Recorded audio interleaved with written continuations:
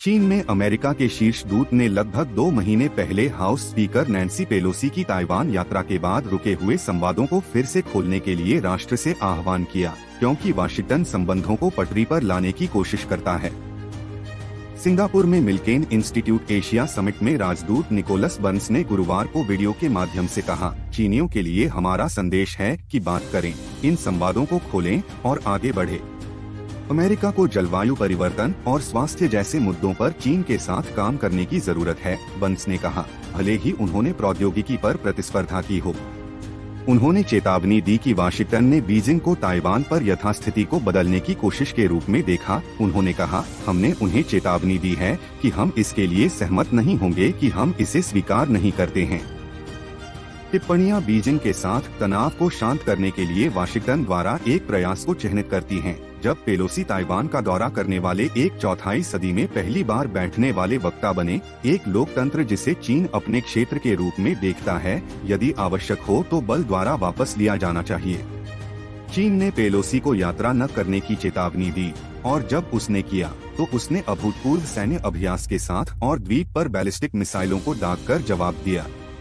इसने रक्षा और जलवायु परिवर्तन पर अमेरिका के साथ बातचीत को भी काट दिया, एक ऐसा क्षेत्र जहां देशों ने हाल के वर्षों में आम जमीन पाई थी। उस समय राष्ट्रीय सुरक्षा परिषद के प्रवक्ता जॉन किर्बी ने चीन द्वारा अमेरिका के साथ सैन्य वार्ता में कटौती को एक गैर जिम्मेदाराना कृत्य कहा, लेकिन कहा कि हमारे सैन्य नेताओं के बीच संचार के सभी चैनल बंद नहीं हैं। किर्बी ने यह भी कहा कि चीन द्वारा जलवायु परिवर्तन वार्ता को समाप्त करना पूरी दुनिया को दंडित करना है। पिछले हफ्ते अमेरिकी जलवायु दूत जॉन केरी ने कहा कि चीन के साथ जलवायु वार्ता पर प्रगति के लिए अभी भी जगह है, भले ही उन्हें निलंबित कर दिया गया हो। मुझे वास्तव में उम्मीद है कि चीन अगले दिनों में कुछ समय के लिए फैसला करेगा कि यह इस पर वापस आने लायक है, क्योंकि हम इसे मानव जाति के लिए देते हैं, उन्होंने कहा। बर्न्स ने यह भी कहा कि अमेरिका रूस के साथ चीन के संबंधों की बहुत बारीकी से निगरानी कर रहा है, हालांकि उसने कोई संकेत नहीं देखा है कि बीजिंग ने सैन्य रूप से मॉस्को का समर्थन किया है या यूक्रेन पर आक्रमण के बाद लगाए गए प्रतिबंधों से बचने में मदद की है।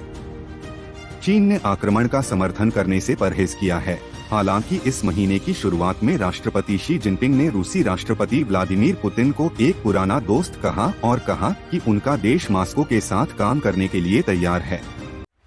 बर्न्स ने कहा, हम चीनियों के साथ निजी और सार्वजनिक रूप से यह कहने में बहुत स्पष्ट हैं कि हम यहाँ बहुत सावधानी से देख रहे हैं कि चीन को रूस को प्रतिबंधों से बचने में मदद करने के लिए सैन्य समर्थन या समर्थन नहीं देना चाहिए।